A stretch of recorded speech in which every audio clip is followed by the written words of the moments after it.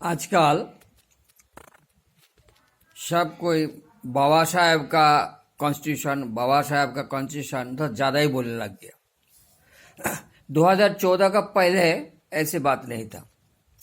नेहरू को ये उनका जीवन काल में बाबा साहब किया मैंने नहीं सुना। इंदिरा जी को बहुत अच्छे से याद है। इंदिरा जी के समय पे भी इच्छा ऐसे हमने नहीं देखा। बाबा साहब हर बात में बाबा साहब का कॉन्स्टिट्यूशन नहीं हुआ। ना राजीव गांधी ने किया।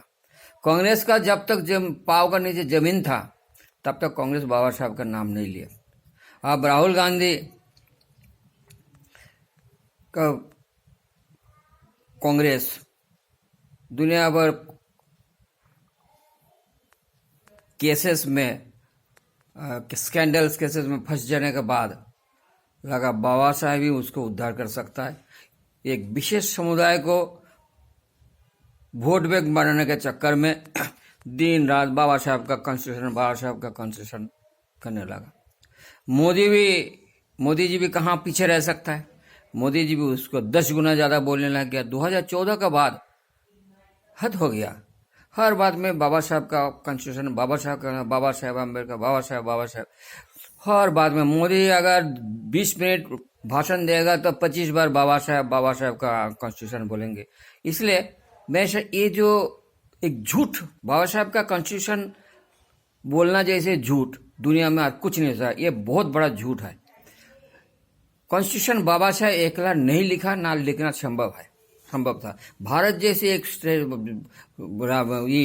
राज्य स्टेट में एक आदमी एक कॉन्स्टिट्यूशन लिख देगा और वो सब मान लेगा, ऐसे हो ही नहीं सकता, ना हुआ।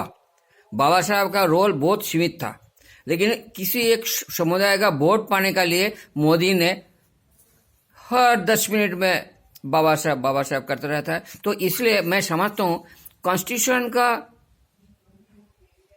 लिखने में जो भी कुछ क्रम रहा वो एक जानकारी सबको देना जरूरी है। कॉन्स्टिट्यूशन कैसे लिखा, कॉन्स्टिट्यूट असेंबली कैसे चला था और कैसे कौन था कॉन्स्टिट्यूशन लिखने में किसका भागीदारी था, वो अब हम प्रस्तुत करना चाहता हूं। आप लोग किसी को मैं चैलेंज है, हम जो बोल रहा हूं उसको नेट से आप कंफर्म कर सकता है। एक शब्द भी अगर गलत हुआ तो आप कमेंट्स करिए। कॉन्स्टिट्यूटेंट असेंबली बना था दिसंबर 1946 में। शुरुआती काम नवंबर 1946 से शुरू हो गया था।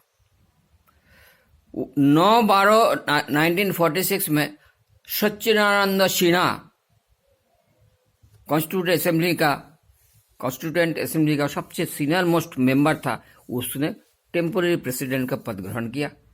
उन्होंने सबका शपथ दिलाया। बाद में डॉक्टर राजेंद्र प्रसाद को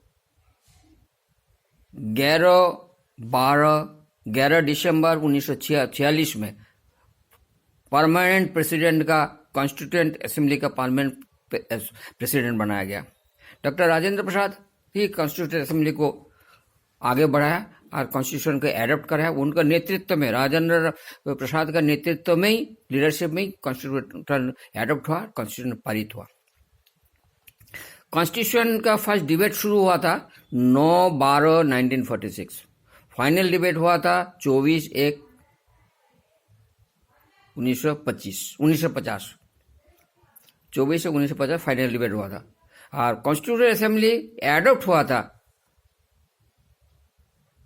फोर्स में आया था। कॉन्स्टिट्यूटेंट फोर्स में आया था, कार्यक्रम 26 जनवरी 1950। ये है मोड। कॉन्स्टिट्यूटेंट असेंबली में टोटल मेंबर 389 मेंबर्स था टोटल शुरुआत में, जब पार्टीशन नहीं हुआ था। कैसे प्रोविंस से, डिफरेंस प्रोविंस से आया था 292 मेंबर्स जो था ना, प्रोविंस से आया था। 93 मेंबर्स आया था प्रिंसली स्टेटेड, कुछ राजा का स्टेट था उसमें से आया था। और 4 आया था कमिश्नर्स प्रोविंसेस था, 4 आया था। ये था शुरुआती में, इनिशियली पार्टीशन का पहला। 47 का पार्टीशन होने के बाद भारत में रह गया मेंबर्स का नंबर 299 299। उसका बाइफिकेशन कैसे था, 12 प्रोविंसेस था भारत में, उसमें 12 प्रोविंस है तो 229 मेंबर था और 29 प्रिंसिपल स्टेट में से 70 मेंबर था। ऐसे करके 299 मेंबर्स कॉन्स्टिट्यूएंट असेंबली में 47 के बाद में रह गए। कॉन्स्टिट्यूशन असेंबली में का पहले डॉक्टर ये BN राव, नेहरू जी का बहुत खास आदमी था, क्लोज में था। BN राव एक कॉन्स्टिट्यूशन का, भारत का कॉन्स्टिट्यूशन का जो मेन ड्राफ्ट उसने बनाया था, BN राव ने बनाया था। जवाहरलाल नेहरू जो भी एक की मेंबर था, as a key member who prepared the object resolution whose foundation of the constituent preamble का जो रूपरेखा उसका लिए जो कमिटी बनाया था, जैसे फंडामेंटल राइट्स था और यूनियन पावर्स था, ये सब जो उसका लिए कमिटी बनाया था, उसको चेयरमैन था जवाहरलाल नेहरू और उसका नेतृत्व में वो बना था। उसमें एक एडवाइजरी काउंसिल बनाया था, उसका चेयरमैन था वल्लभ भाई पटेल। देखिए, नेहरू जी प्रियम्बल बनाया, मेन ड्राफ्ट बनाया BN राव, नेहरू जी प्रियम्बल बनाया, फंडामेंटल राइट्स और यूनियन पावर्स का कमिटी जो था उसका चेयरमैन था। फिर उस चेयरमैन को एडवाइस करने के लिए एक एडवाइजरी काउंसिल था, उसका चेयरमैन था वल्लभ भाई पटेल।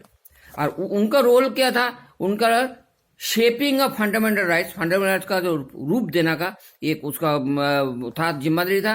और माइनॉरिटी राइट्स क्या होगा, माइनॉरिटी उसका राइट्स के ऊपर उसको वो देखने का जिम्मेदारी था। और प्रोविंशियल कॉन्स्टिट्यूशन जो प्रोविंस का उसका साथ में क्या ये रहेगा, तो प्रोविजंस रहेगा, उसके ऊपर उनको जिम्मेदारी दिया गया।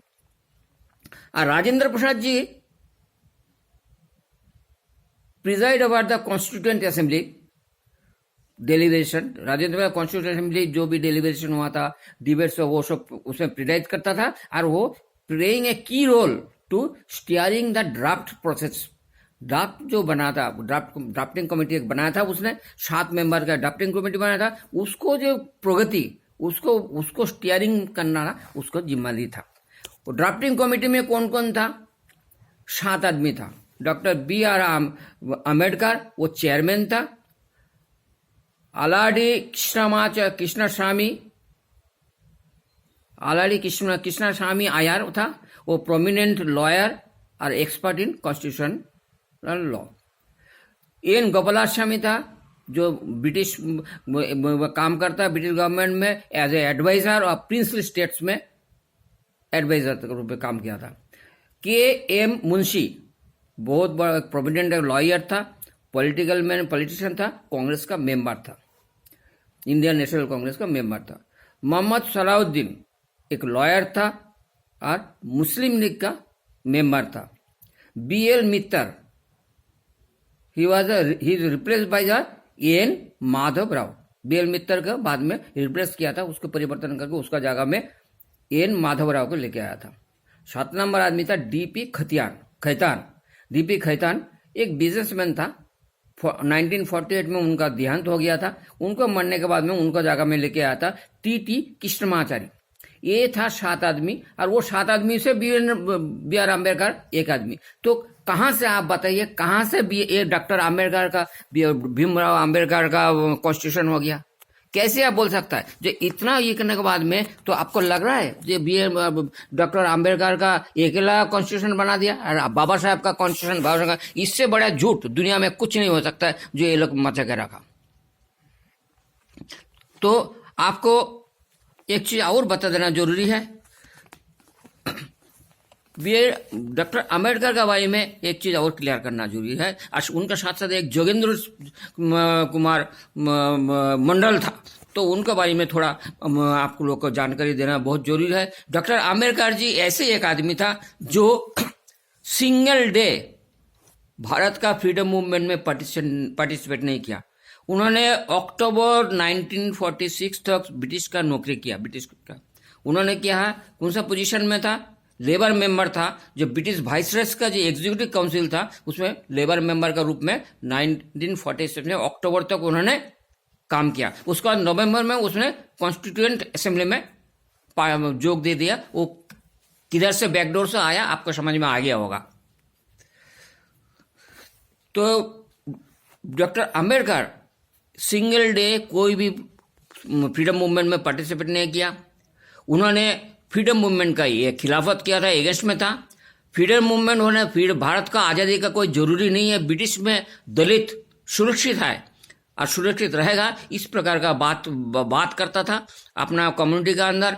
ऐसे करके उनका कम्युनिटी का आदमी को मिनिमाइज किया था पार्टिसिपेशन फ्रीडम मूवमेंट। उनका कम्युनिटी से जैसे मुसलमान लोग मेन आज़ादी लड़ाई में शामिल नहीं होता था, जिन्ना का साथ में पाकिस्तान चाहिए करता था।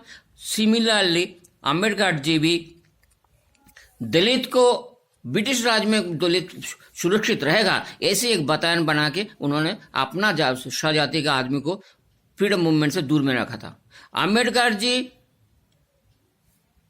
जब लाला लाजपत राय डंडा खा के मर गया, पुलिस का डंडा खा के मर गया, वो साइमन कमीशन का है, अम्बेडकर जी ब्रिटिश गवर्नमेंट का सेक्रेटरी बन के उनका पीछे साइमन का पीछे घूम रहा था। ये है उन्होंने।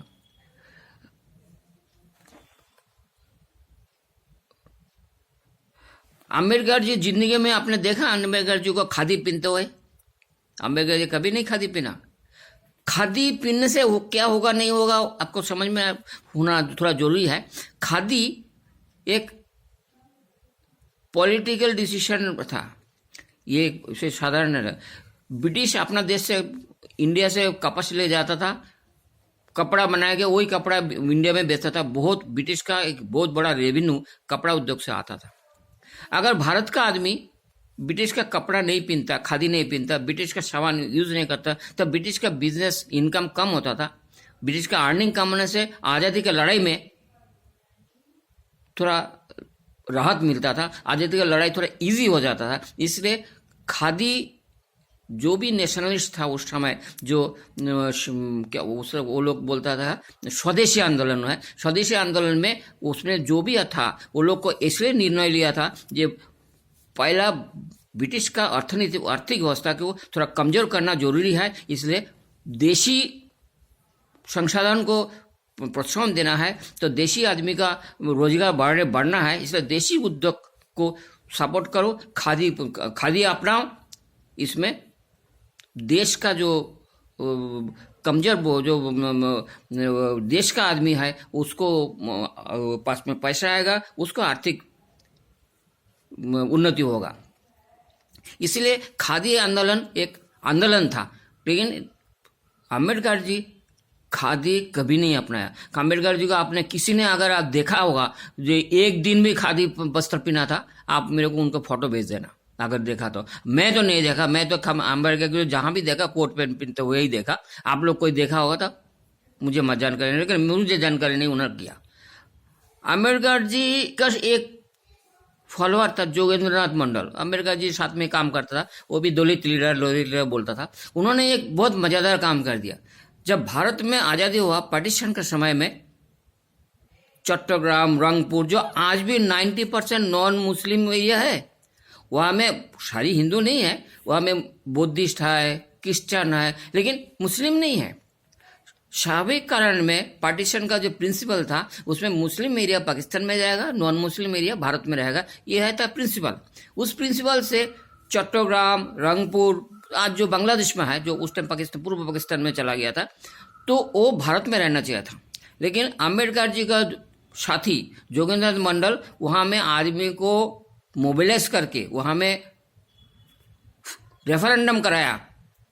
आज़ादी के टाइम में एक ही जगह में रेफरेंडम हुआ, वोट हुआ, सारी के सारी आदमी पाकिस्तान जाने का पक्ष में, जो दलित था वो नॉन मुस्लिम था, सबको पाकिस्तान का जाने का पक्ष में वोट दिलाया, और वो एरिया आज पाकिस्तान में चला गया। आज का दिन में वो एरिया बांग्लादेश है। तो ये है इनका कंट्रीब्यूशन है। तो जोगेंद्र मंडल को थोड़ा बहुत कुछ मिला। जोगेंद्र मंडल को बाद में जिन्ना ने आज़ादी के बाद में पाकिस्तान का फर्स्ट लॉ मिनिस्टर बना दिया था। फर्स्ट लॉ मिनिस्टर जोगेंद्र मंडल पाकिस्तान का जाके बना था। लेकिन थोड़ी दिन बाद में उनको पता चल गया, उनका जो फॉर्मूला था भीम मीम सुखी रहेगा, मुसलमान के साथ में दलित का कॉम्बिनेशन अच्छा रहेगा, दलित मुसलमान के साथ में सुखी रहेगा, भारत में दलित वंचित रहेगा, ये जो उसका फॉर्मूला था उस फॉर्मूला कामयाब नहीं हुआ। तो उनका समझ में आ गया मुसलमान का पास में पाकिस्तान में वो केवल काफिर ही है। कितना भी ये भीम मीम करो कोई फायदा नहीं है। मुसलमान का नज़र में नॉन मुस्लिम मतलब काफिर। तो जोगेंद्र मंडल लौट के इंडिया में आ गया, उसको समझ में आ गया यहाँ में हम जो भी कुछ किया वो गलत कर दिया, दलित के साथ धोखा है। उन्होंने खुद तो इंडिया में आ गया, लेकिन उनका जो कहना पर जो दलित बांग्लादेश में माने उस टाइम पूर्व पाकिस्तान था, पूर्व पाकिस्तान रह गया था, वो लोग नहीं आ पाया, वो लोग वहाँ फंस गया, वो लोग रह गया। आज जो बांग्लादेश में अत्याचार हो रहा है मैक्सिमम उसी दलित आदमी को मर रहा है। क्यों? बांग्लादेश में आज जो आदमी है उसमें जो अधिकतर दलित ही बांग्लादेश में बच गया। जो सवर्ण हिंदू जो था वो लोग थोड़ा बहुत पढ़ा लिखा था, वो लोग इधर में आके 47 में आज़ादी के बाद में 51 तक सब आके यहाँ में नौकरी चाकरी करने लग गया, यहाँ रहने लग गया आज़ादी के बाद। और दलित जिसको ये अम्बेडकर जी और जोगेंद्र मंडल ये लोग भड़का के उधर पाकिस्तान में कर दिया, वो लोग आज भी मर रहा है। तो मैं कह रहा हूँ कि सबसे दुख का बात है मोदी जो खुद को मोदी जी क्या आपको नेशनलिस्ट बोलता है, वो इतना झूठ बोल रहा है, आगे पीढ़ी को क्या एक झूठ इतिहास देके जा रहा है। बाबा साहब का अम्बेडकर, जबकि बाबा साहब ने अकेला संविधान नहीं लिखा ना, उनका एक सिंगल कोई एकला कोई कंट्रीब्यूशन है, वो टीम में था, लेकिन उन्होंने ही बना दिया और उनका कंट्रीब्यूशन खाली क्या है। ये बात बिल्कुल झूठा है और इससे ज्यादा झूठ दुनिया में कुछ नहीं हो सकता है। मोदी जी से ये उम्मीद नहीं था ऐसे झूठ प्रचार करने के लिए। इसलिए आप लोग सबको मेरा ये है, आप लोग नेट में देखिए, मैं जो भी आपको इन्फॉर्मेशन दिया वो सारी नेट में उपलब्ध है। और ये जो झूठ मोदी जो बोल रहा है इसको खिलाफत करिए, उसको इसका पीछे पब्लिक को इसका जानकारी दीजिए तो एक्चुअली कॉन्स्टिट्यूशन किसने लिखा और कैसे रखा गया। धन्यवाद। जय हिंद साथी।